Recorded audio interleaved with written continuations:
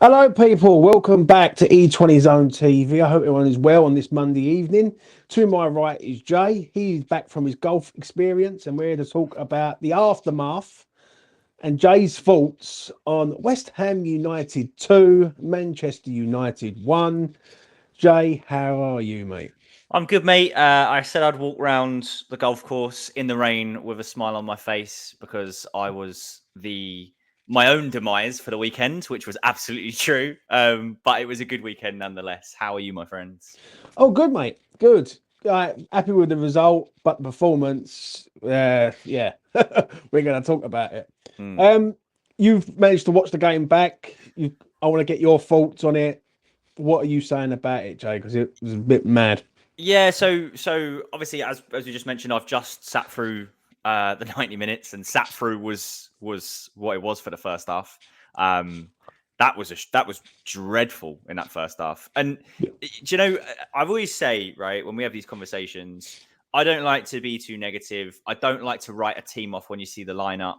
But it was so similar to what we've seen so many times this season, where the lineup comes out.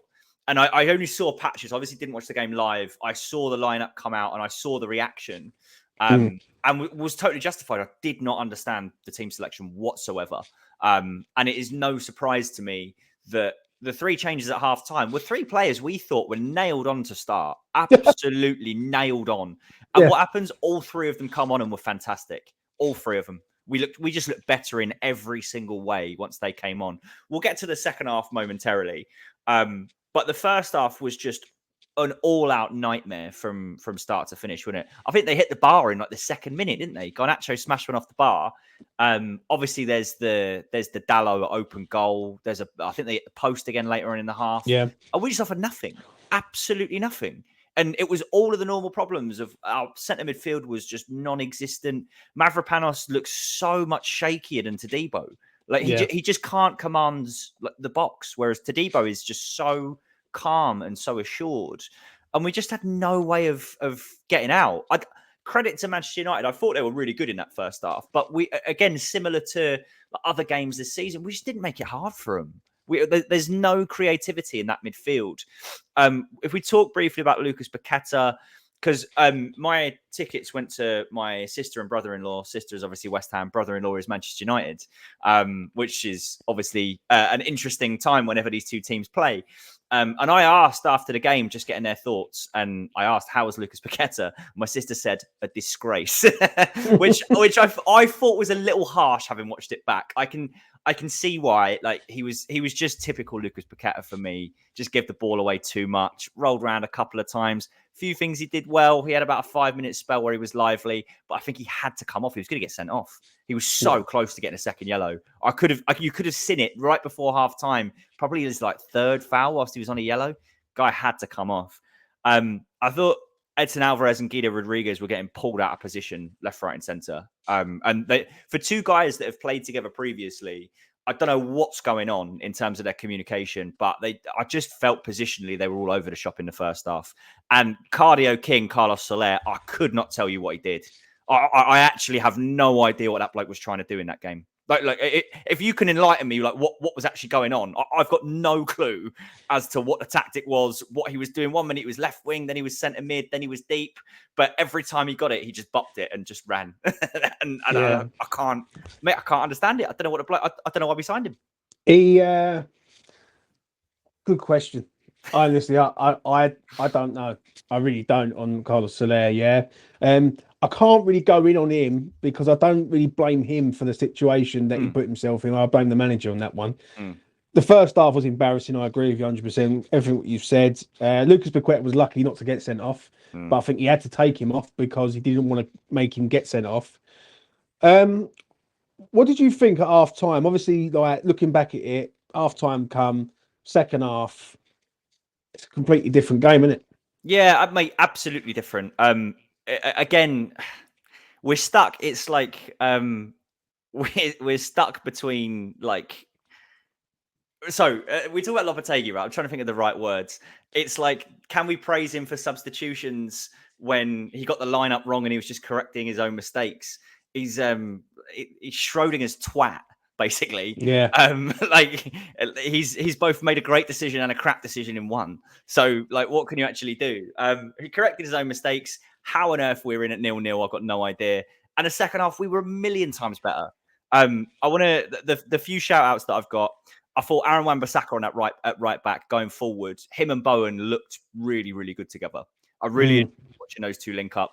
The moving Edson Alvarez deeper completely freed up the two fullbacks to get further forward. And I thought Wan-Bissaka just took it in his stride. He was out to impress. He was the school kid playing football in front of all the girls at lunchtime, wasn't he? Like he knew he knew what he was trying to do. And every time he got on the ball, he was confident. He was assured. He was taking players on. And I thought he was fantastic in that second half. So I really enjoyed watching him play. We've got to obviously talk about Crysencio Summerville, who I thought was just sensational. He come on. Everything he did, as soon as he got the ball, he was making stuff happen. He was going round people. The desire for the goal. First and foremost, our press worked and we scored a goal from it. Like, amazing. Absolutely incredible. Haven't really seen that happen all season, but the press was really, really good. We picked the ball up and he sticks the ball in the back of the net. Absolutely delighted for him. When they go down and score, I feel a bit sorry for him. I think Edson Alvarez was off because he was getting treatment at the time, and we were a man short defensively. And I would imagine he's there challenging Xerxes for the first header. So it was disappointing. Like the dichotomy of Aaron Wan-Bissaka, he fell asleep a bit for the through ball. They get through and they put the cross in. So that is what you. And like, no one's perfect, right? We know what Aaron Wan-Bissaka's weaknesses are. It's his delivery and it's falling asleep occasionally for balls to the back. I think it's the tactics also, though. Yeah. I think the tactics ain't doing him no favours to a point, because in the first half, he was shit. Wan-Bissaka, literally out of position all the time. There was even one attack, if I've got it right, where I think it ends up with Bruno headering the ball over the bar. Yeah. But they counter attack on us, and Wan-Bissaka's playing as a centre forward. Yeah. And I'm looking at it and I'm thinking, you're not supposed to be there, mate, sort of thing. I agree with you. Second half, he was excellent. Yeah, he seemed like he had a bit of a wake up call, but they was all good second half. Like that, the subs helped, the system helped, everything sort of clicked in the second half. Yeah. Crysencio, mate. What can I say? Like he's a talent. When we signed him, I was over the moon with him that he was coming to us. There was young lads who I know who was sort of preaching, get this man to the LS because he's going to be a really good player in the future. And he had a point to prove on Sunday. He really did. He had a point to prove. Being dropped when he should have been starting, comes on, immediate impact, scores a good goal. I like the way he's like on the ball, basically. Like he's aware that there's danger, like there's a chance there, and he does it. His ball carrying skills are very, very good. He reminds me a bit like Lingard to a point back in the day, where he'd pick the ball up and he'd carry us up the pitch, and that's what we need, because Jared can't do it on his own. Mo can't do it on his own, so we're going to need players who can sort of do that and get us out of danger. Yeah. Obviously they scored. It's 1-1. Let's talk about our goal, the winning one, the penalty. It's probably the worst decision I've seen given for a long time in the Premier League. Yeah, but I mean, like, for us to get it, we're over the moon. Don't get me wrong, but if that was given against us, I think we would all go as mad. So, what are you saying about it, Jay? I think you summed it up really well there. So let me just, there was a tweet, Jamie Talks, friend of the channel, who we've had a few good conversations with on here. Shout out to Jamie. He put out a tweet saying that he's delighted to win, but it doesn't sit right to win in that way. Well, let me say, Jamie, I completely disagree with you. I absolutely love it. Feed me all of those Manchester United tears right away. And I know there's opposition fans that somehow find their way into these and end up watching these. Delicious. Absolutely love it. How many times over the years have we been done by bad refereeing decisions against Manchester United? I can name you so many, not even just against Man United. Like, But yeah, 100%. Maxwell Cornet at Chelsea a few years ago. Yeah, 100%. There's tons. I think we were contending last season with Wolves for how hard done by we were by VAR. Both of us were just getting shafted like week in, week out. But the reason Manchester United specifically, it seems like every other game there's a horrendous decision that goes against us. Manchester United themselves have lived in an era where Fergie time was a thing, and it was just known you don't get a penalty at Old Trafford, and it was just accepted in the game. Well, finally, we've had one go our way. Like, it stinks. It stinks to the high heavens, but we needed a win. We needed to win dirty. We needed to win ugly. And we got bailed out by some more Danny Ings heroics in the dying minutes. Again, he's involved in the first goal. Yeah, he shanks a shot, but he got it. He sent it goalwards, and Summerville's there.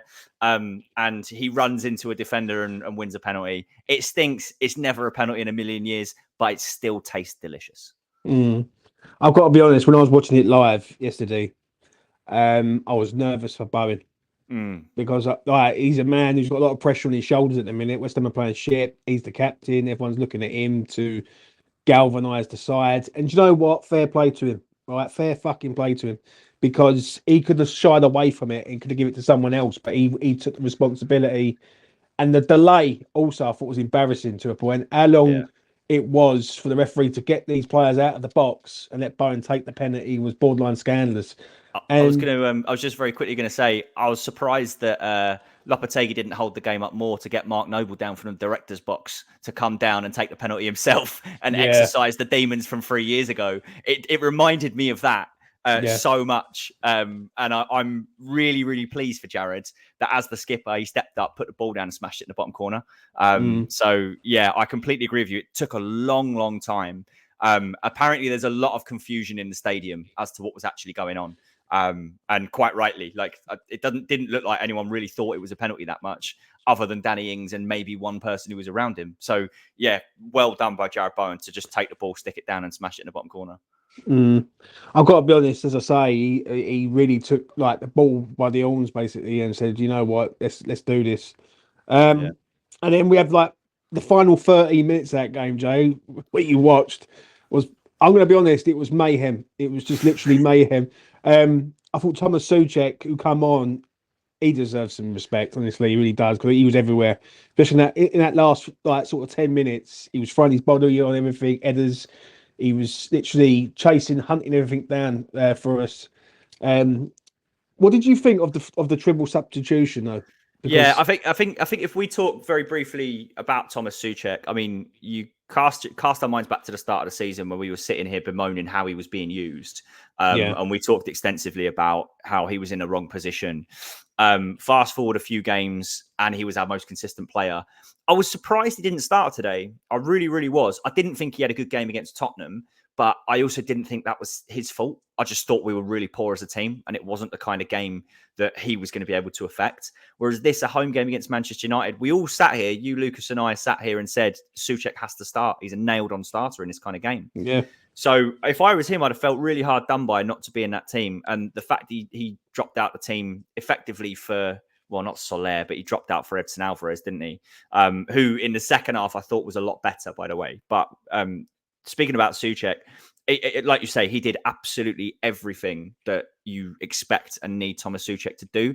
And when I talked about this concept in the preview about not feeling connected to the players, not feeling represented by the players, Thomas Souček, 100%. He's one of the last few that when he steps on that pitch, it's ugly. Yeah, it's not pretty. Yeah, he plays the dirty side of the game or the hard side of the game that no one wants to do. He just puts the hard yards in.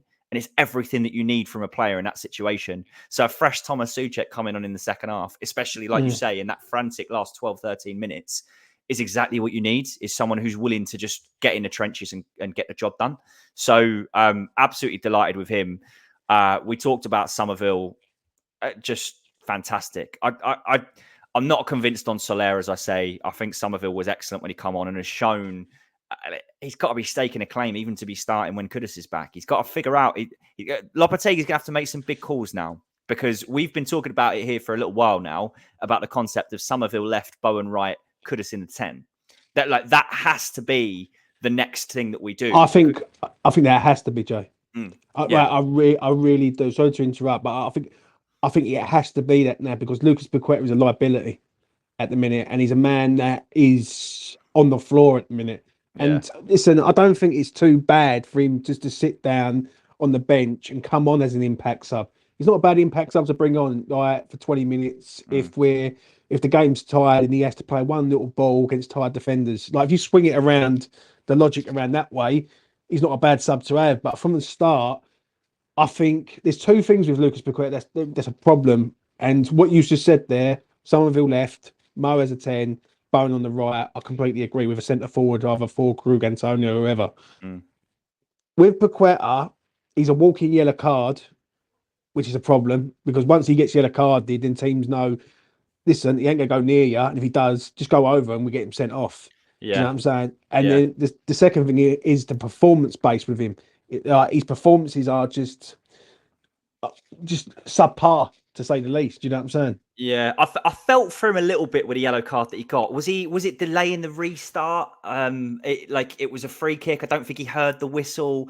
Like it kind of knows what he's doing, but it was straight after the whistle. Yeah, I felt for him a little bit, but once he's on a yellow, the amount of like silly fouls he's given away that Yeah. you can't necessarily trust him. I think The he did this. second one's dangerous. Yeah, Big time. yeah. And then he commits another one, and Yeah. like right before half time, and it's like just chill out, just get in, and that's that.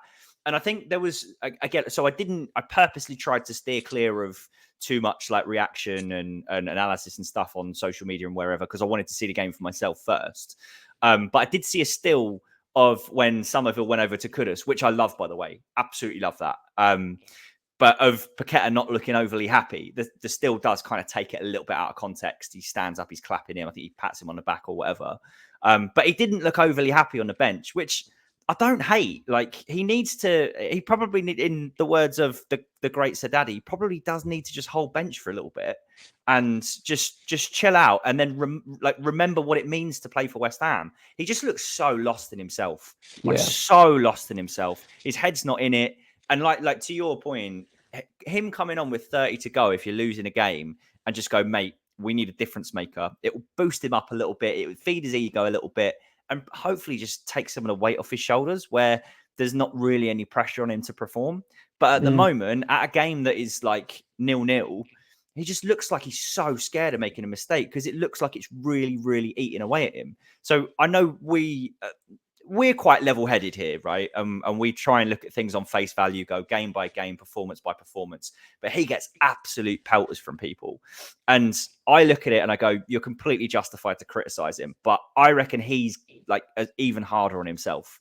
I reckon the reason he is such a shadow of himself is he's taking it all to heart and he's himself being hypercritical because that's what elite performers are. They want to be at the best of their ability and they want to be winning things and they want to be the guy. They're all there because they've had that mentality that they were the 1% of the 1% that was good enough to play in the Premier League. And he's currently not good enough. So I think we've got to drag him out and we've got to certainly once Kudus is back, drag him out, bring Kudus back in. And I think that's that front four of like the three that we mentioned and Antonio, who again worked really hard. He wasn't very tidy, but he worked really hard. I think that's a really good front four, especially if they're all firing, which Summerville looks like he could hit a vein of form now. So I don't like to say it with Paqueta, but do you think he's a bit bitter? Because let's have it right. Back in May, he was on his way to City. It looked like I think we all knew that sort of was coming to a point that he was going to leave. We'd always accepted he was going to leave. Then the FA charge comes in, the gambling thing comes in. City pull out of it and say, right, we're not interested now. He's got this gambling thing over his head. It's ruined a move to a potential like title winning side. Do you think he's sitting there bitter and basically angry deep inside to a point? So it wouldn't surprise me. Yeah, 100%. I don't think that bitterness will necessarily be towards West Ham. I think anyone elsewhere, yeah. You look at it this way, right? The guy's got a life-changing move to go to the Champions, to go and play in the Champions League, to go and do things and achieve things and win things that he probably never thought was possible, or maybe thought he had a chance of achieving, but his dreams are actually about to come reality, right? he's always been respectful to West Ham. He actually conducted himself really well when that move was about to happen, and he played when he didn't want to play, and he put in a like decent enough performance that day as well. But imagine like you've got this move that is about to happen, all your dreams realized, the amount of money that will come along with it as well. I know he's not short of a few quid, but at the same time, Manchester City money versus West Ham money is a completely different game. So, like anyone looking at that, if you put yourself in those shoes, about to realise that, you will look at it and go, Jesus Christ, what could have been? And now he's gone from there to where he is now, on the verge of potentially losing his entire footballing career, and potentially at the end of this season, never playing football again. Like that will eat at anybody. I don't care what profession it is. I don't care who you are. Like, you can't just forget that happened and be happy within yourself and be performing to 100%. So I don't blame him. Like we all look at it. He's a bloke at the end of the day. He's just a normal guy who's really, really good at football. So he will feel better. I completely agree with you, but it's probably more just regret. If he has done something, only he will know, really. Then he's probably looking at it like, why on earth did I get involved in this? So, was it worth it? I guarantee it weren't. I'll tell you that much. I completely agree. Give us your quick thoughts on Todibo before we move to the manager. Bloke's mustard, isn't he? I think he's so good. There's a reason we looked so much more assured when he came on. Yeah. Like he is just so good. Even Kilman looked more settled playing next to Debo. Like, he just completes that back four.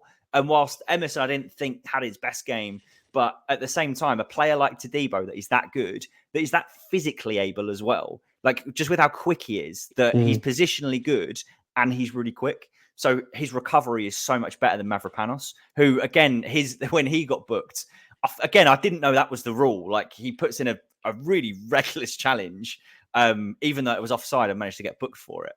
I don't think Todibo does that. I don't think he needs to slide there because he's quicker.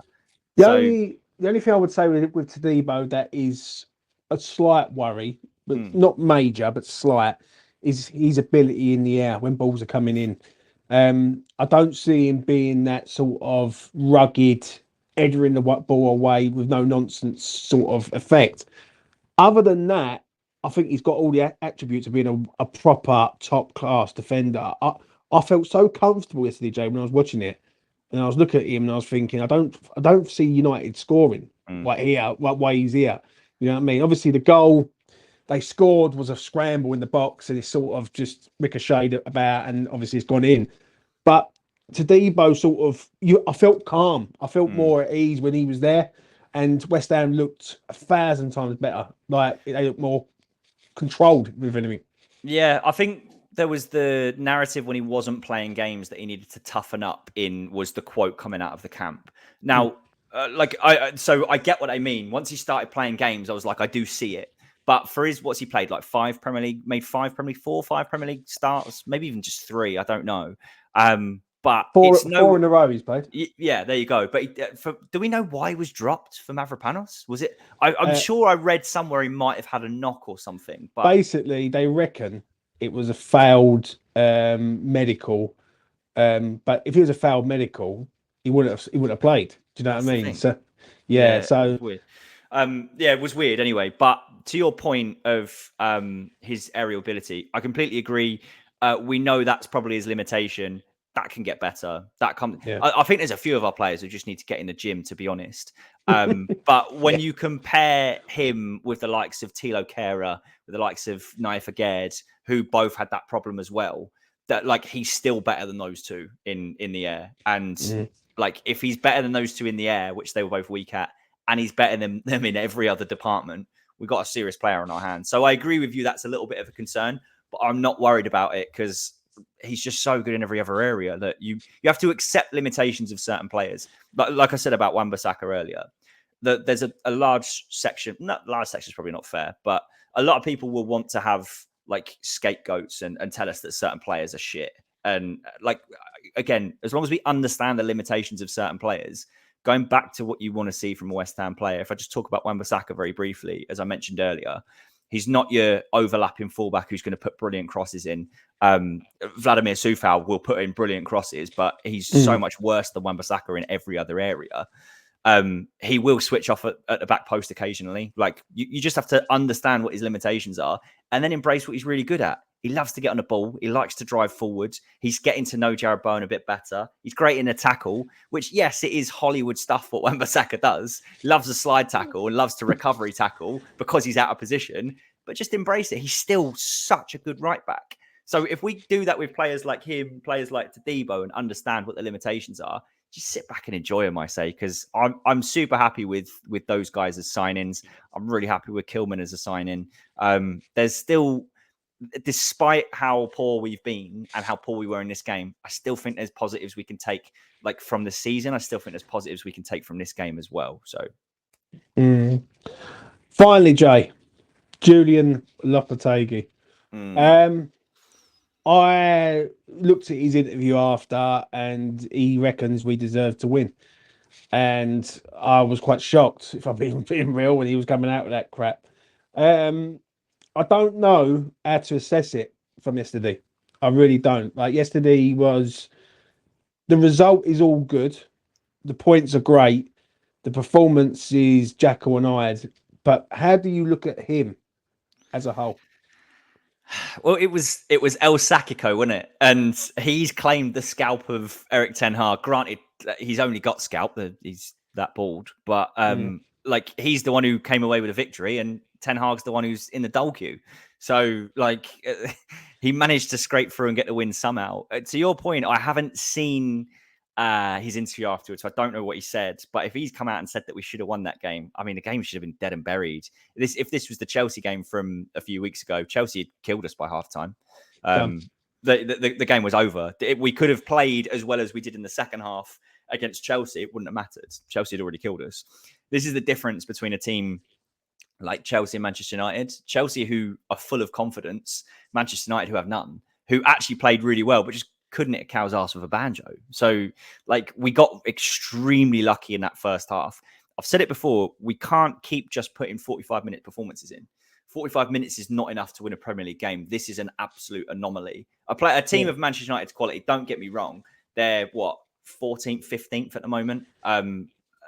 They beat us, they were in the top half. And suddenly everyone's looking at Ten Hag and going, oh, well, they've picked up a win at West Ham, and now they're actually in amongst it. Same, I look at West Ham, and you have to look at it objectively and go, we've got a massive game against Forest next weekend. We win the Forest game, we're probably in the top half. And then we got a game at home against Everton. We win that, 3 wins in a row. Suddenly we're going, all right, we've figured out how to win games now. And suddenly the losses against those, like, Europe teams in Europe, are suddenly looking a little more easy to stomach. I'm not saying the problems aren't there. I'm not saying that I absolutely objectively think that's going to happen. But at the same time, this is why I want to look at it and go and take it game by game. I said from the start, I won't give any overarching judgments on Lopetegui until at least like 9 to 12 games in. We're 9 games in. I'm not enthused. I'm not thrilled. But he's just shown that he can win ugly, despite the fact that it was extremely lucky in that first half. So if he can carry on the momentum, then, you know, we'll stick by him and we'll see what he can do. But to what you've said, we've taken everything game by game. I'm not blown away by him by any stretch of the imagination. If he can get the lineup right and the subs right in a game, we might start looking like a team who can play 90 minutes, and we might start looking like a Premier League team again. But we'll see. I think it's tough really with him, because, as I say, the first half made no sense. The second half made a lot of sense, and it just seems like these next 2 games will really decide it. I honestly believe.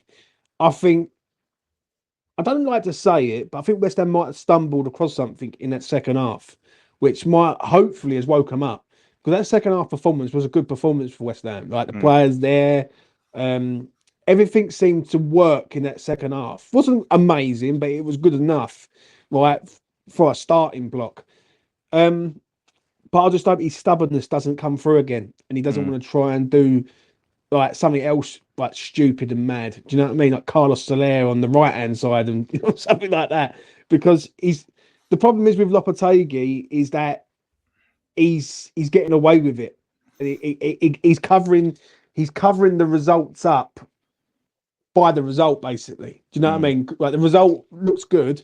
Manchester United lose to West Ham 2-1, but it doesn't tell you the overall aspect of the game. We was about 2% chance of winning that game. We somehow won it. Do you know what I mean? Yeah. So I think for me the litmus test is December. Like December, we've got a ton of winnable games. I'm just looking at them here, right? Leicester away, Wolves at home, Bournemouth away, Brighton at home, Southampton away. That's the 5 games because you've got a mixture of teams there, Leicester and Southampton that you should be beating. Bournemouth, we beat in the cup. It's away from home, but you'd want to be beating them.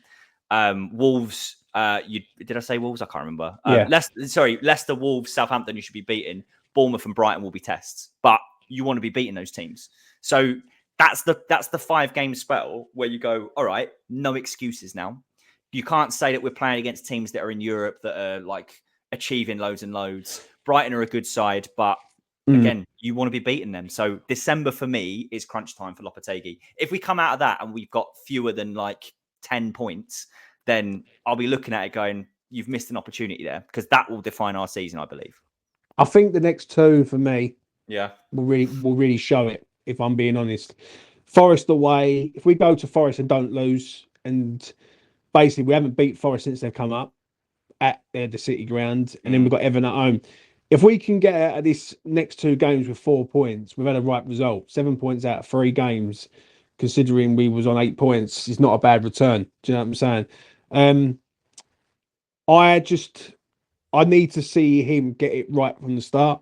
I really do, because it's very worrying, Jay, that Manchester United, they were good yesterday, but they weren't their amazing self, if that makes sense. And if this is Nottingham Forest, or this is Arsenal, for instance, or someone of a top team at the minute, we're getting done easily. And the problem is, as I say, I think it sort of overshadows of what's actually happening. Like the first half yesterday, I still can't work it out, mate. Let me ask you a quick question then. So let's say hypothetically we lose the next game and then we draw against Everton. What's your thoughts on that? Would you want the manager gone? Would you give him any more time? What would you think? For me, it's going to be stop starting. Basically, what you've got to expect is a mid-table finish, because that's what we are. Because what it is it will prove that we're not consistent. If we go to Forest and we lose the game and we play bad, and we, just for argument's sake, we put in a performance in the first half like we did yesterday, and we get done 3-1 or something, you're not learning from your mistakes. Basically, all you're doing is basically going with your philosophy, going with how you feel, and not seeing what the real problem is. If we go to the next 2 games and we win both games, then I'm going to be honest, I'll be quite shocked. I'll be thinking, well, I didn't see that coming. 3 wins in a row, and hopefully he might turn it around. Because let's be honest, I want West Ham to do well, but the problem is Lopetegui grates on a lot of people, including myself at the minute, and it's so hard to back him when you look at the first half display. It made no sense. Do you know what I'm saying? Yeah. So it'd be interesting, wouldn't it, to see if we do win those next 2 games, which again I hope we do. I hope this is the confidence boost that the team clearly needed, because winning against Manchester United, you can park everything we've just talked about. As far as the team's concerned, you can park all that. You just beat Manchester United at home. For the players who've just signed for West Ham, especially ones who've come from outside of the Premier League, that's a big fixture for them. A home game against Manchester United, and they've picked up a win, and they can go away and they can be happy. So hopefully that's the morale boost that the team needs. It'd be interesting to see if we string a few wins together now, which we're capable of doing. Forest have started really well. They got informed Chris Wood, which will be a big test for those centre-backs. But if we manage to snatch a win there and then beat Everton, I wonder how all the Lopetegui out people will then feel. Because again, we take things game by game, and we've always said we'll back Lopetegui if he gives us something to back. But I don't believe calling for a manager's head 8-9 games into the season, unless you're in the bottom 3, is necessarily helpful, unless there's a ready-made replacement. So I'll be interested to see, whether it be social media, whether it be other YouTube channels or whoever, what people think if we manage to string 2 or 3 wins together now. It will be interesting, but I do think the performance will have to show also. Because if we, just for argument's sake, we put in 2 performances and get 2 results similar to how it was yesterday, i.e., we're shit in the first half, we managed to shit ours, 2 wins. It doesn't feel like nothing's changing. It just feels like it's like it feels like we're lucky. Basically, we're a lucky side. But as Lucas said yesterday, it's best to be lucky than good. Do you know what I mean? So yeah. 100%. Jay, any final words from you, mate?